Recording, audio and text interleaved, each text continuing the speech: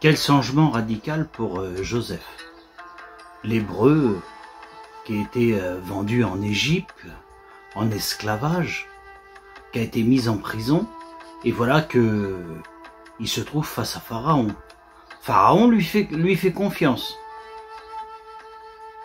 Pharaon lui donne une tâche. Pas n'importe quelle tâche. Parce que Joseph devient le deuxième homme à diriger en Égypte après Pharaon. Pharaon lui fait entièrement confiance. Joseph parcourt l'Égypte. Maintenant, Joseph n'est plus un esclave. C'est un homme libre. C'est un homme important. Avec les recommandations de Pharaon. Et voilà que Joseph se marie. Joseph a 2 garçons. Et en Égypte, tout va bien. Là, ce sont des années propices, en abondance. Mais c'est vrai que Joseph n'a pas oublié ce songe que Pharaon avait fait, qu'allait avoir des années propices. Et pendant toutes ces années qu'il y a eu, Joseph fait mettre de réserve 1/5 de toutes les récoltes qu'il peut y avoir.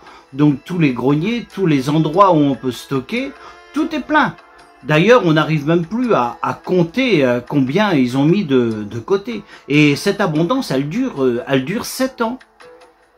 Comme la vision qu'il avait fait Pharaon. Et tout le monde est content. Et voilà que, comme la vision avait été dit, au bout de 7 ans, les récoltes ne sont plus les mêmes. Les récoltes sont plus bonnes. Il y a de la sécheresse. Ils ne récoltent plus rien. Les pays autour de l'Égypte, une famine s'installe. Et ça dure plusieurs années. Alors c'est vrai que l'Égypte ont du pain en abondance. Mais ça dure longtemps. Cette famine dure 7 ans. Et voilà que aussi en Égypte, on est obligé de puiser sur toutes ces réserves. Donc le peuple vient vers Joseph. Et ça fait que tout le peuple d'Égypte ont du pain en abondance. Comme Joseph avait fait, qui avait mis 1/5 de toutes les récoltes, donc il y a de quoi nourrir toute l'Égypte. Mais pas seulement. Dieu avait prévu aussi pour les pays qui y a autour de l'Égypte. Parce que eux aussi, il y avait une famine. Et beaucoup plus importante encore. Ils n'avaient plus rien à manger.